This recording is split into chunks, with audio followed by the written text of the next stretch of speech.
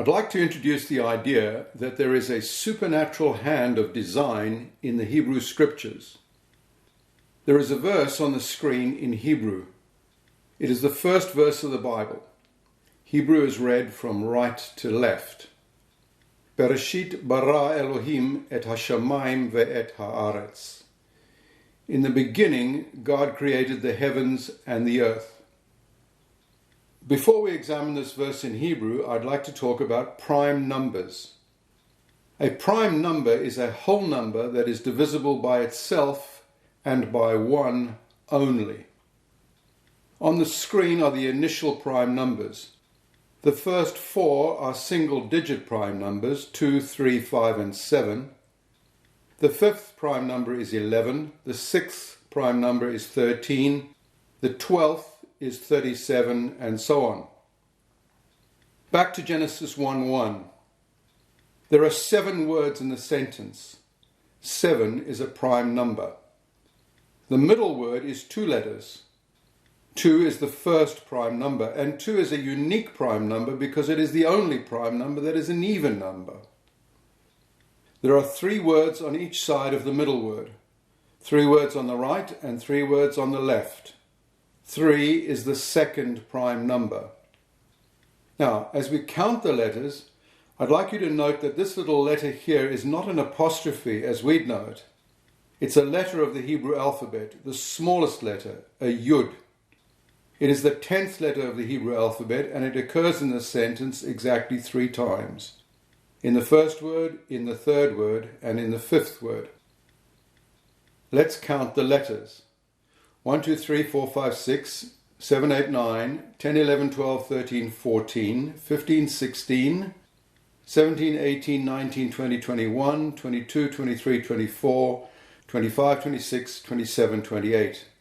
A total of 28 letters. That's divisible by 7.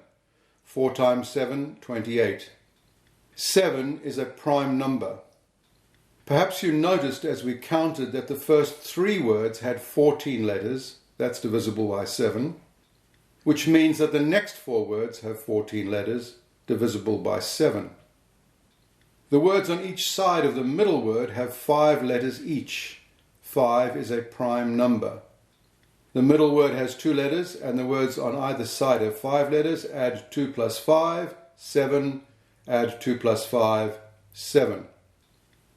Also note that the second word and the second to last word have 3 letters each. 3 is a prime number. Add 3 to the word next to it, we see 3 plus 5, 8.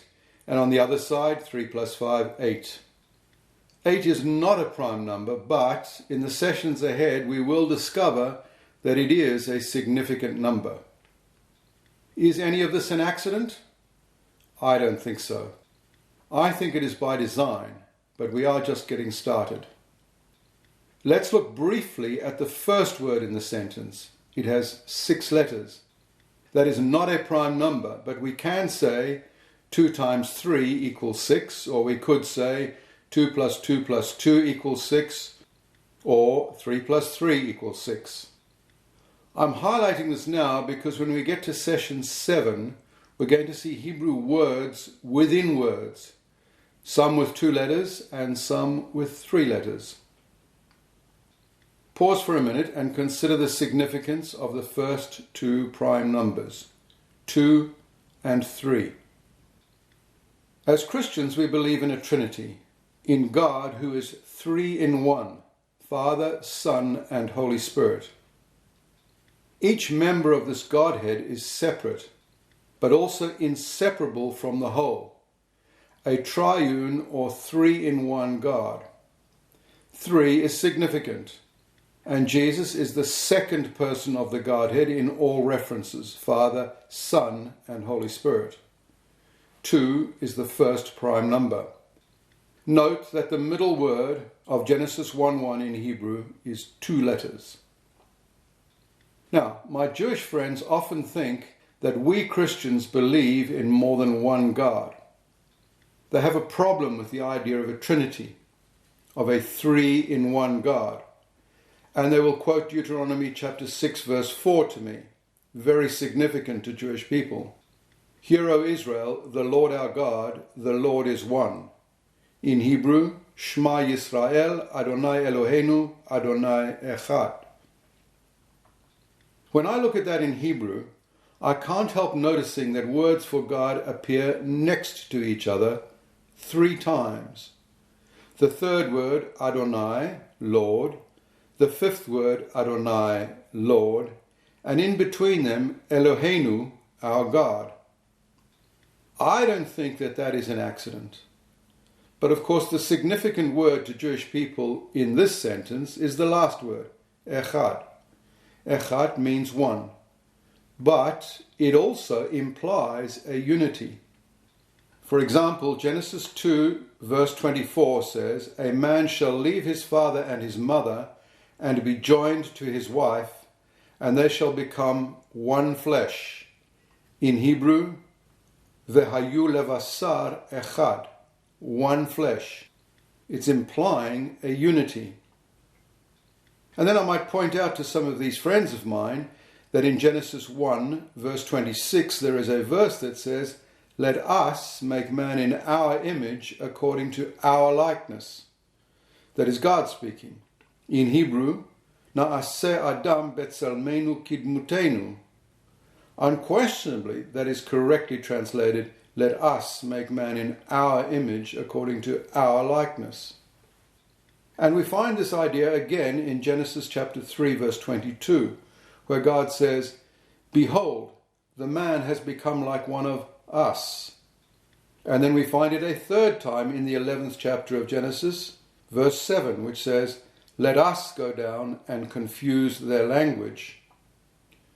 Well, when I put this to my Jewish friends, they'll say, it is the royal we, the way the Queen might say, "We are not amused," meaning that she is not amused, but she puts it in a plural context.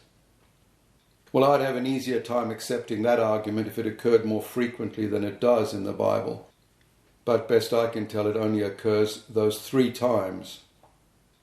Anyway, to finish off this session, introducing the idea of prime numbers and design and pattern, which I put to you are not by accident, I'd like to take you to the verses on the screen.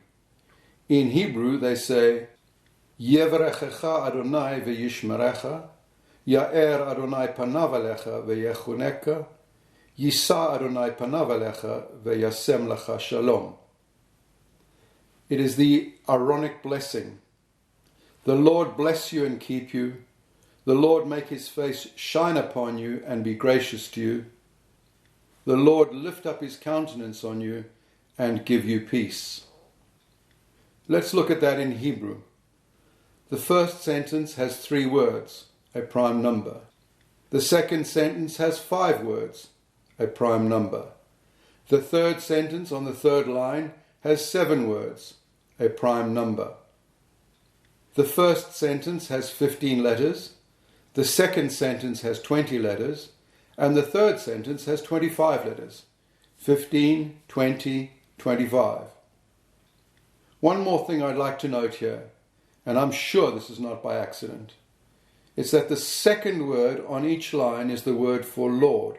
Adonai, they say in Hebrew, spelled Yud-He, Vav-He.